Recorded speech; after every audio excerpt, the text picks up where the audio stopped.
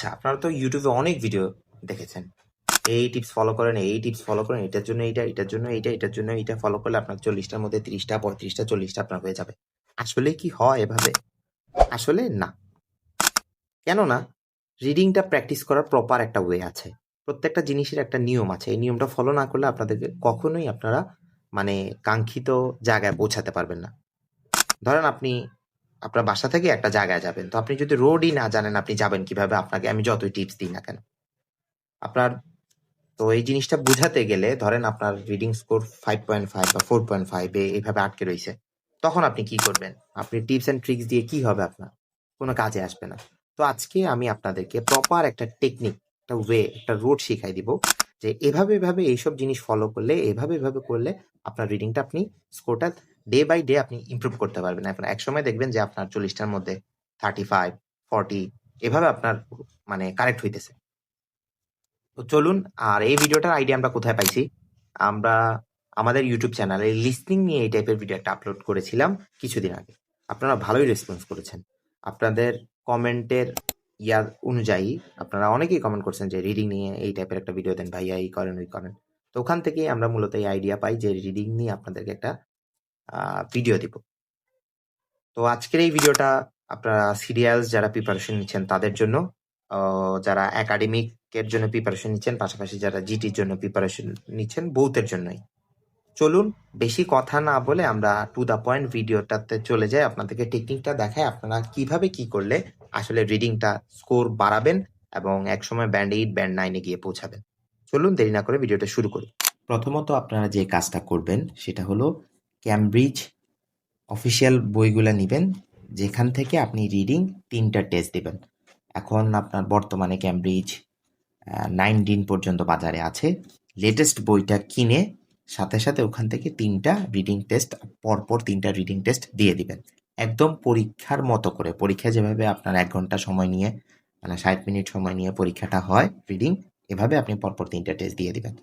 আর টেস্টের আনসারগুলো অবশ্যই আপনি আপনার খাতায় লিখবেন। এখন আপনাদের মনে কোয়েশ্চেন আসতে পারে যে ভাইয়া আমি তো কম্পিউটার বেসড পরীক্ষা দিব, মানে সিডিআইএলস দিব, আপনি কেন আমাকে বলতেছেন খাতায় লিখতে?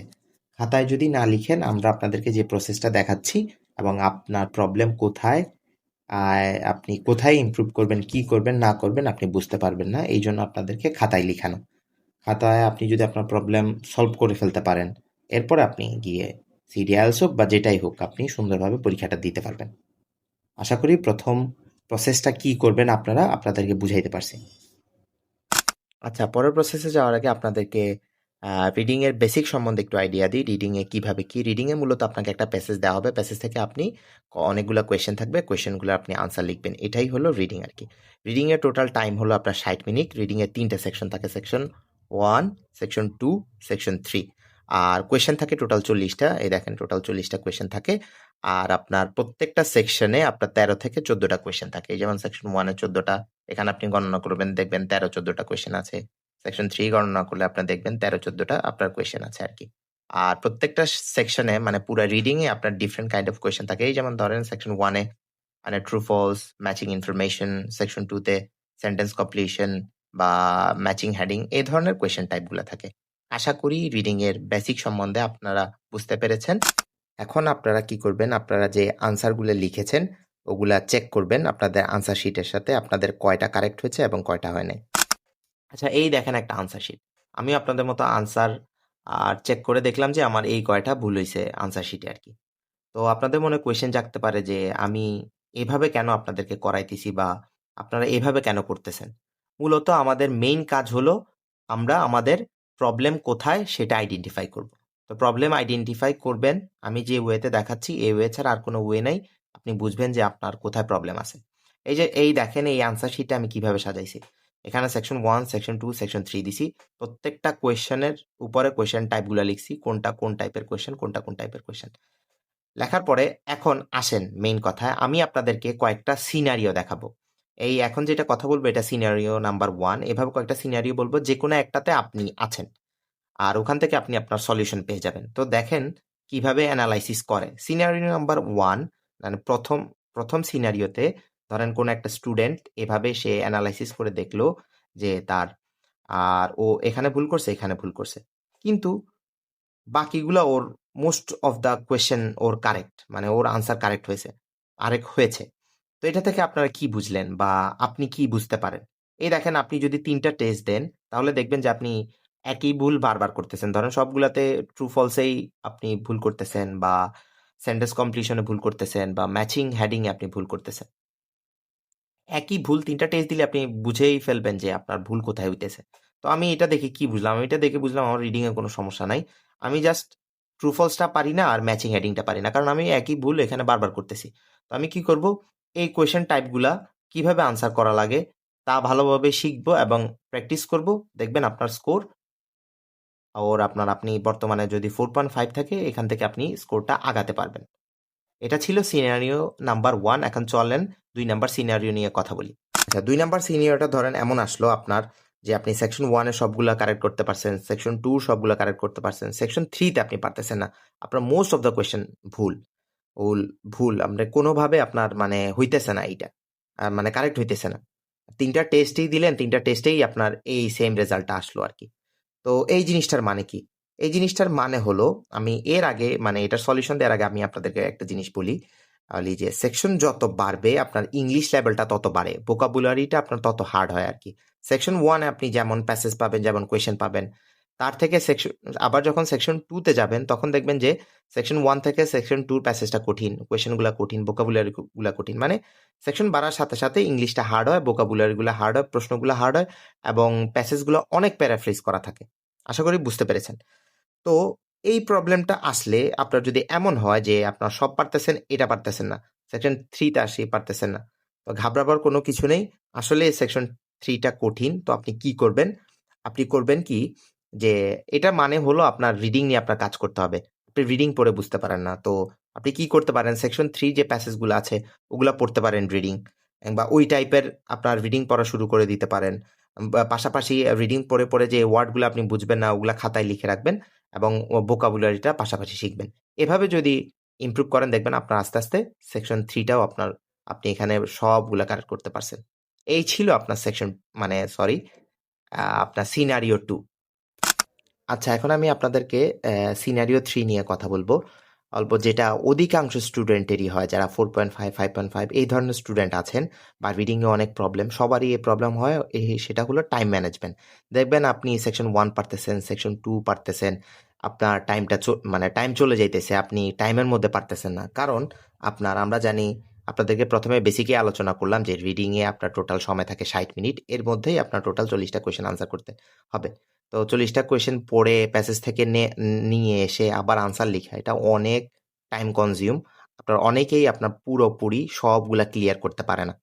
তো ধরেন আপনার এমন আসলো যে আপনি 1-2 পারতেছেন, 3 তে আসি টাইম ম্যানেজমেন্টের জন্য ধরেন ২টা-৩টা পারছেন, বাকি একটাও আপনি আনসার করতে পারেন নাই। তো এই টাইম ম্যানেজমেন্টটা আপনি কিভাবে সলভ করবেন? ১ম এ আপনি কি করবেন? ১ম এ আপনি যে প্রত্যেকটা কোয়েশ্চেন টাইপ কিভাবে করে তা আপনার জানা আছে। আপনি জানেন। হ্যাঁ?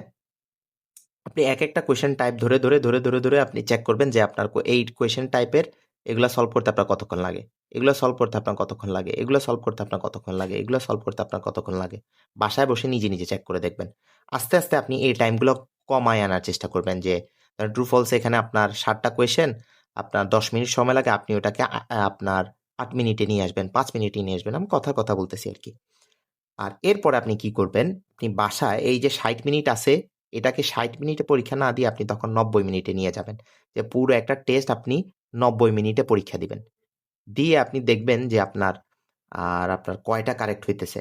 আচ্ছা, আপনি পারতেছেন নাকি? আস্তে, আস্তে ৯০ মিনিট থেকে কে শুরু করে মানে ৭০, এরপরে ৬০, এভাবে কমায় নিয়ে আসবেন। যেটা আপনাকে আপনার মানে টাইম যে ম্যানেজমেন্ট আপনি করতে পারতেছেন না, ওটা আপনার সলভ করে দিবে। আশা করি সিনারিও নাম্বার 3 বুঝতে পেরেছেন। এখন আমরা ৪ নাম্বার সিনারিও নিয়ে কথা বলবো। ধরেন একটা স্টুডেন্টের সে সবকিছু কারেক্ট করতে পারছে, বাট এগুলা করতে পারে না। ধরেন আপনি এগুলা করতে পারেন। এখন আমরা ৪ নাম্বার সিনারিও নিয়ে কথা বলবো। ধরেন একটা স্টুডেন্টের সবগুলা কারেক্ট করতে পারছে, বাট এগুলা সে পারে নাই। কেন পারে নাই? তার বানান হয় নাই। ধরেন ইকুইপমেন্ট বানানটা তার হয় নাই। রিক্স তার হয় নাই। কথার কথা বলতেছি আরকি আমি। হয় নাই। তখন আপনি কি করবেন বা এই প্রবলেমের সলিউশন কি?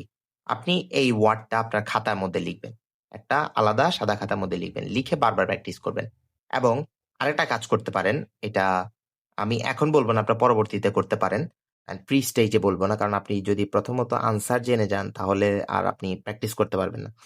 তো আরেকটা কি করতে পারেন, আপনার যখন আপনি ধরেন ক্যামব্রিজ যে বইটাই করতেছেন 17, 18, 19 যেটাই করেন আপনি, করার পরে আপনি যখন পুরা বইটা আপনার শেষ হয়ে যাবে তখন আপনি কি করতে পারেন, রিডিং এর যা, যা আনসার আছে, এই যেমন এইসব ওয়ার্ডগুলা আছে, আপনি ওগুলা একটা নোট খাতায় লিখবেন। লিখে বারবার প্র্যাকটিস করবেন, বারবার প্র্যাকটিস করবেন। এভাবে আপনি আপনার স্পেলিং বা এই টাইপের স্টুডেন্টের এভাবে আপনার এই টাইপের স্টুডেন্টগুলা এভাবে আপনার সলিউশন করতে পারেন। আশা করি বুঝতে পেরেছেন। এখন আপনাদের সাথে কথা বলবো সিনারিও 5 নিয়ে।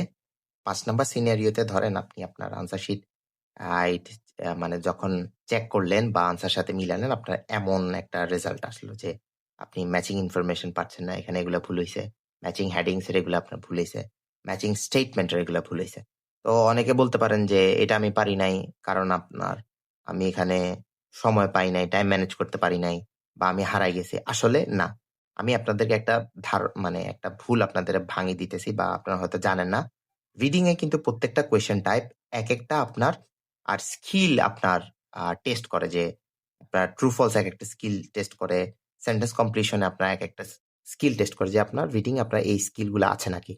যদি দেখেন যে আপনার ম্যাচিং ইনফরমেশন বা এভাবে আপনি পারতেছেন না, তার মানে কি বুঝবেন যে আপনার স্ক্যানিং বা স্কিমিং এগুলাতে আপনার প্রবলেম আছে। এখন স্ক্যানিং মানে জিনিসটা কি? স্ক্যানিং মানে হলো যে আপনার প্রশ্নের আনসার কোথায় তা আপনি লোকেট করতে পারতেছেন না।